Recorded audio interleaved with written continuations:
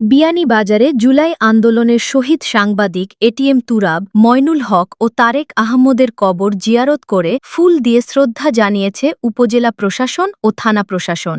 বুধবার সকালে উপজেলা নির্বাহী কর্মকর্তা উম্মে হাবিবা মজুমদারের নেতৃত্বে প্রশাসনের দায়িত্বশীল কর্মকর্তারা তাদের কবর জিয়ারত করেন।